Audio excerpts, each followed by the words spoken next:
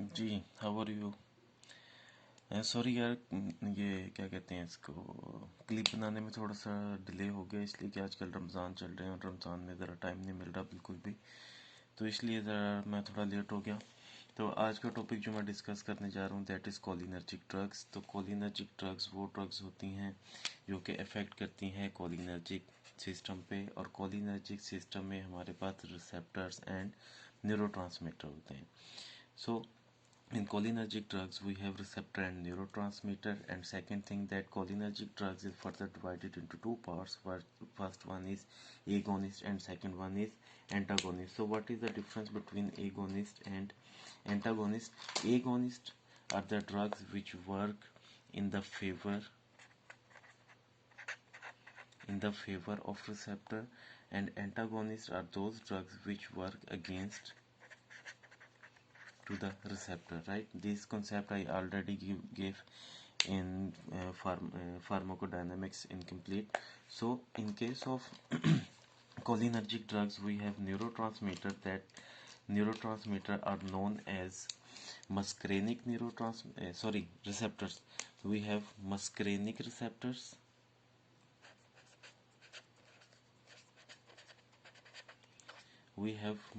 receptors, and second we have nicotinic receptor. We have nicotinic receptor.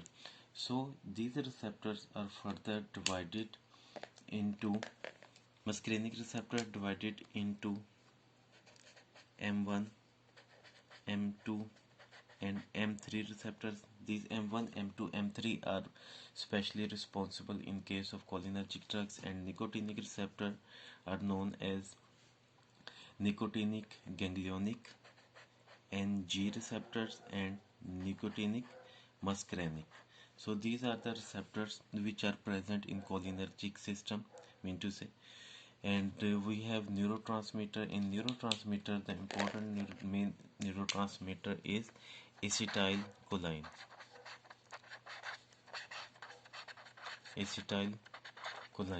So there will be formation of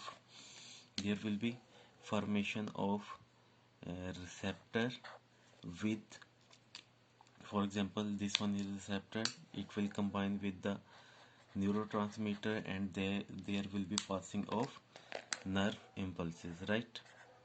So agonists are the drugs which will increase that nerve impulses, and antagonists are the drugs which will decrease that nerve impulses. Hope you got the point. Next we have classification of cholinergic agonist drugs. Before moving to, okay, we are going to classification. Where is my pen? Here.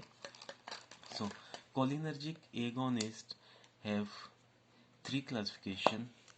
First one, we have direct acting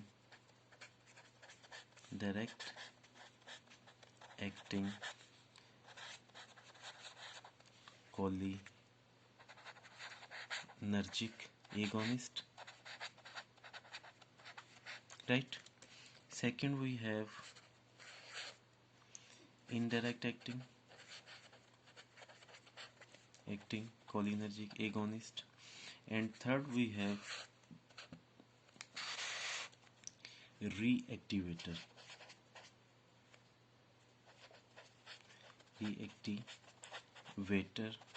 of acetylcholine esterase. I wrote here in short form. So important thing here that these main classification further divided into different subclasses. If we are talking about direct acting cholinergic agonist, direct acting is further divided into three sub classification. First one is known as your M agonist. Second is known as N agonist, and third one is known as mixed. Second we have indirect acting cholinergic agonist. Indirect cholinergic agonist is further divided into two subclasses. First one is known as reversible and second is known as irreversible.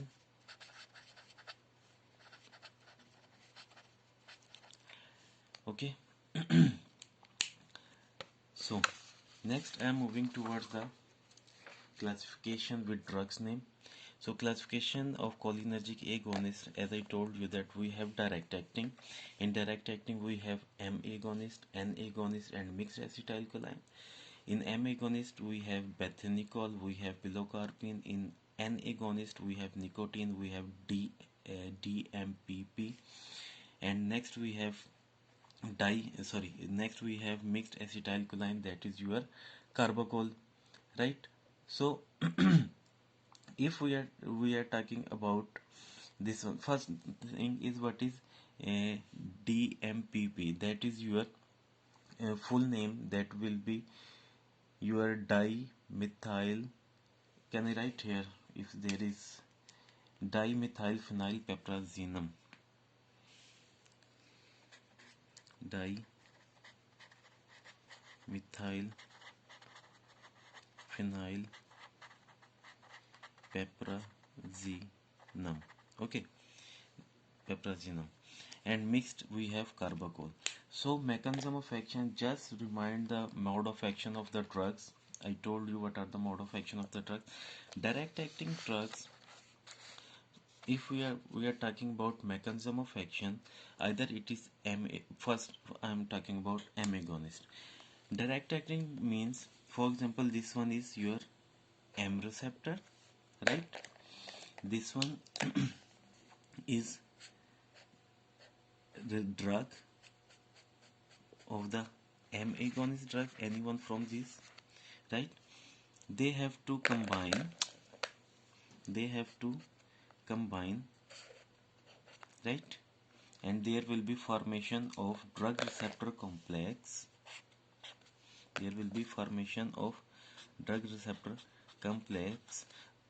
As you know that these are agonists, so there will be increase in activity, right? They will enhance the activity. When the drug will directly affect on the receptor, it will increase the activity of the receptor. This one is for M receptor. Same mechanism of action will be for N receptor. And mixed acetylcholine means, these drugs can work on M receptors and also these drugs can work on N receptor, because these are mixed. So direct acting drugs, either it is M agonist or N agonist, these drugs directly affect on the receptor and will enhance the activity of the receptor, either it is M receptor or it is N receptor. If we are talking about mixed acetylcholine, mean to say these drugs can work on M receptor and N receptor also.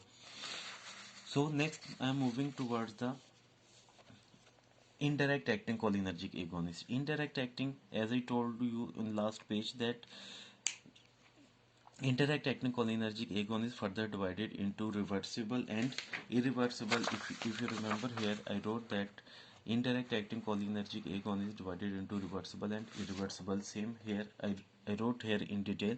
Indirect acting cholinergic agonist reversible and indirect acting cholinergic agonist irreversible. You just pause the clip and you can read the drugs name: donzepil, neostigmin, rivastigmin. So I have to make the video short, therefore I am not reading this name. So indirect acting, here I am moving towards the mechanism of action. Mean to say, this one is receptor, right? This one is receptor. Drug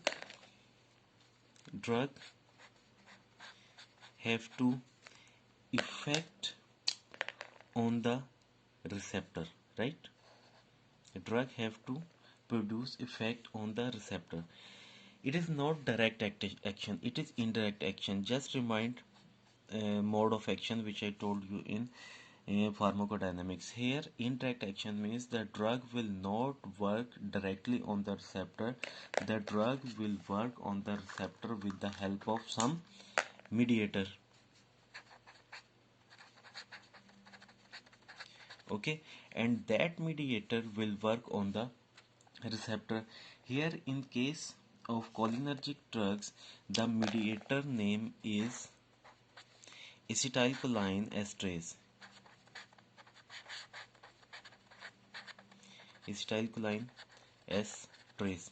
So the drug will work on the receptor, and acetylcholine esterase will work on the neurotransmitter. Right? Understand? So what will happen in indirect action, that when you will take the drug, that if we are talking about here, I am talking about for reversible drug. Reversible drug. When you will take that drug, here the drug will inhibit acetylcholine esterase. When acetylcholine esterase will inhibit, then what will happen? As you know that on the receptor there will be neurotransmitter, right? Now first thing you have to know that neurotransmitter, that is your, try to understand this point. Neurotransmitter is your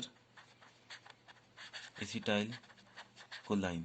When acetylcholine performed its work, after that acetylcholine have to degrade in acetyl and choline, right? This degradation occur with the help of acetylcholine esterase. Got the point?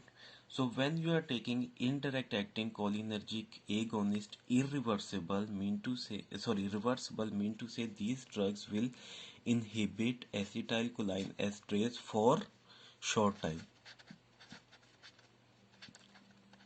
Right? Normally what will happen when you are taking this drug will inhibit acetylcholine esterase. When acetylcholine esterase will inhibit, mean to say there will be no degradation of acetylcholine. Acetylcholine remains on the receptor and the nerve impulses will continue because these drugs are your agonist drugs. Right? Got the point? Again I am repeating, these drugs, reversible drugs, when you are taking these drugs will inhibit acetylcholine esterase for short time. When acetylcholine esterase will block for short time, mean to say there will be no degradation of acetylcholine. If there will be no degradation of acetylcholine, the acetylcholine will remain on the receptor for short time and the nerve impulses will pass continuously. If I am talking about irreversible,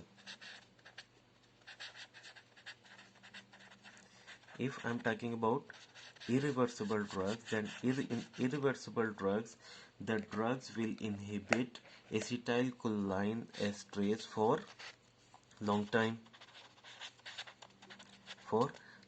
Then what will happen? The acetylcholine esterase will block for long time. The acetylcholine will remain on the receptor for long time and nerve impulses will increase. I hope you understand the mechanism. Simply that irreversible drugs will inhibit acetylcholine esterase for long time and reversible will inhibit acetylcholine esterase for short time. In both cases the acetylcholine esterase will inhibit and there will be no degradation of acetylcholine.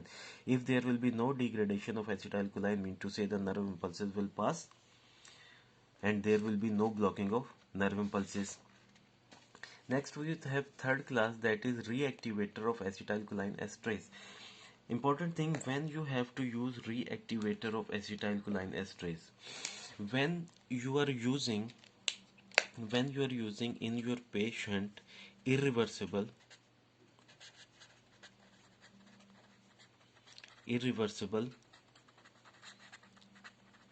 indirect acting cholinergic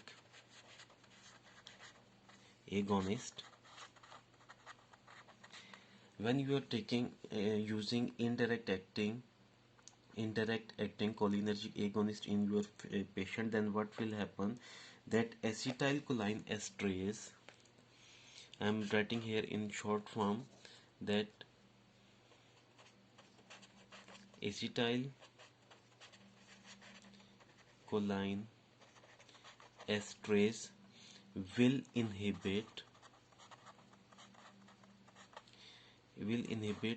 for long time, right? When acetylcholine esterase will inhibit for the long time, then what will happen, there will be no degradation of acetylcholine,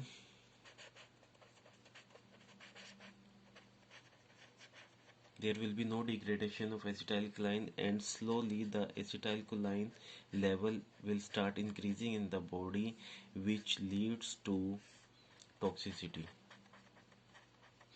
When you will see in your patient the toxicity chances due to that drugs in irreversible indirect acting cholinergic agonist, at that time you can use pralidoxim.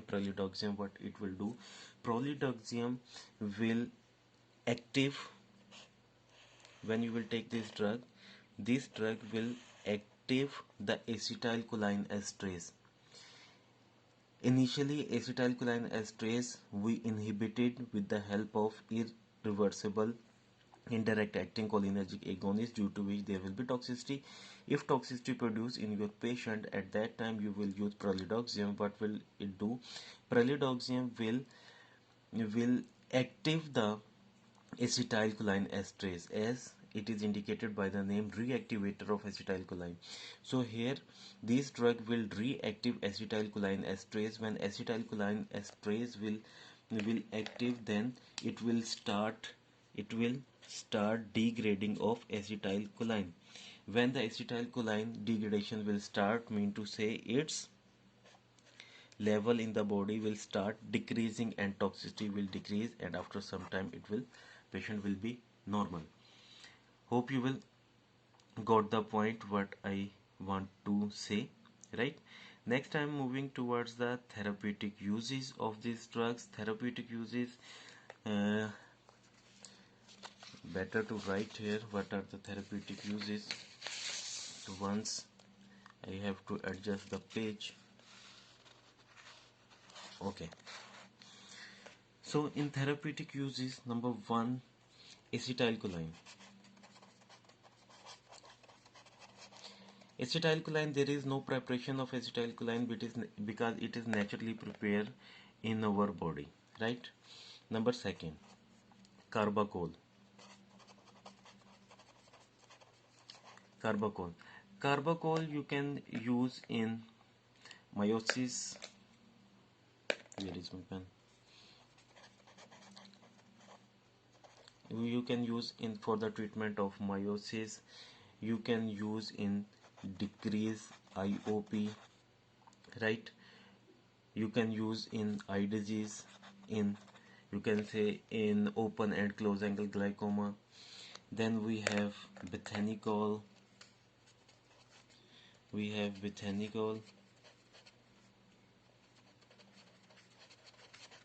Bethanechol you can use in case of urinary retention.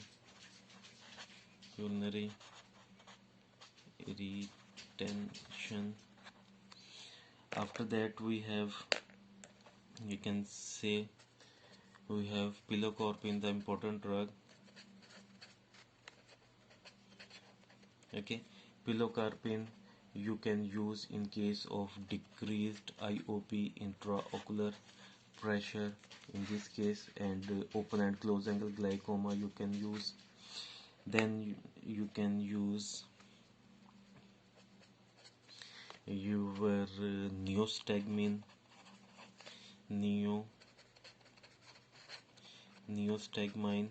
you can use in case of post operative abdominal distension. I am not writing in full form about abdominal distension. After that we have, right, after that we have physiostigmine. Physio also is saying as physiostigmine. Physiostigmine you can use in case of decreased IOP in closed angle and open angle glaucoma. After that, adrophonium. Adrophonium.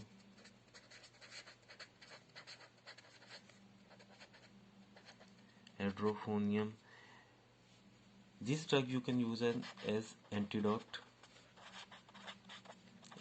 of tuberclonium. Antidote of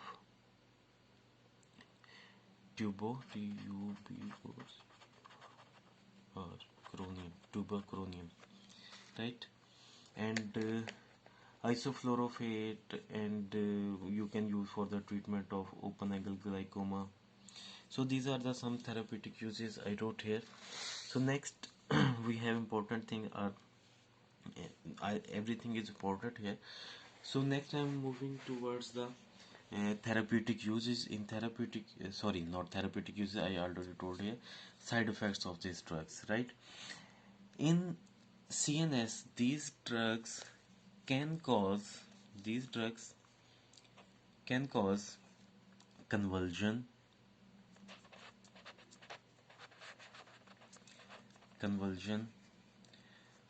coma, anxiety. In eye, it can cause meiosis. In respiratory system, these drugs can cause bronchial constriction. Bronchial constriction. In GIT, these drugs can cause nausea, vomiting, diarrhea, salivation, and ulcer. In skin, these drugs can cause sweating. In CNS, these drugs can cause sorry, here is some mistake. This one is CNS, sorry. There is mistake in writing CNS and here is CVS. Okay.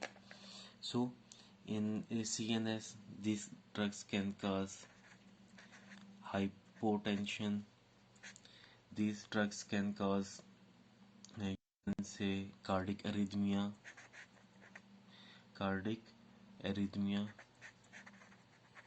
If there is spelling mistake, then I'm really sorry about that. Also, especially bradycardia. In urinary system, these drugs can cause urine urgency. So these are the side effects. There is mistake by me. In CNS, convulsion, coma, anxiety. In eye, meiosis. Respiratory system, bronchial constriction. In GIT, nausea, vomiting, diarrhea, salivation, ulcer. Skin, we have sweating. CVS, hypotension, arrhythmia, bradycardia, and urinary system, urinary urgency. So now I'm moving towards the contraindication. As you know very well that the major side effect of a drug will be its contraindication. So here it is bronchial constriction, mean to say it will be contraindication ulcer, then hypotension, you can find out from here, right? So in case of asthma, these drugs are causing bronchoconstriction. In asthma already there will be bronchoconstriction. If you will use these drugs in case of in case of asthma, there will be more bronchoconstriction and asthma will increase. So in case of asthma, we will not use these drugs. These drugs are causing ulcer. So in case of ulcer, if the patient is already suffering with ulcer, you will not use the drugs. In case of hypotension, if patient is suffering with hypotension, you will not use these drugs. So these are the contraindication, or one more you can say according to this, coronary diseases. Coronary In coronary diseases you will not use these drugs. Contraindication means in which indication you will not use these drugs. So in these indications you will not use these drugs. So I have very short time, video is almost 25 minutes. So cholinergic antagonist drugs, earlier I told you that these drugs will work against the receptor and neurotransmitter. Here we have antimuscarinic agents. These are the drugs name. You will stop the video clip and you can see. Then we have ganglionic blockers and we have neuromuscular blockers. So if you are talking about the mechanism of action of cholinergic agonist, what will happen here, these drugs have to stop the nerve impulses. Normally what will happen, that this one is receptor and on receptor there is neurotransmitter meter and there will be nerve impulses, right? Normally this will happen. So when you are taking antagonist, antagonist, these drugs have to stop the nerve impulses. How these drugs will have to stop these nerve impulses? These drugs have to break this complex of receptor and neurotransmitter. If you will break this complex, then there will be no nerve impulses. So when you will take or you will prescribe the antagonist drugs to your patient, this drug, what it will do, it will attack on the receptor. It will attack on the receptor and it will take the place of neurotransmitter on the receptor, and neurotransmitter will come in free condition, right? So here there is no complex between receptor and neurotransmitter. At the place of neurotransmitter, the drug molecule come itself, so there will be no nerve impulses. As I told you earlier, that nerve impulses will happen when there will be complex of receptor and neurotransmitter. Now here there is complex of uh, receptor and drug. There is no complex between receptor and neurotransmitter, so there will be no nerve impulses. Hope you will enjoy this video. If you enjoy this video, please like the video, share the video. Hope it will good for you. Thank you so much. So nice of you. Goodbye.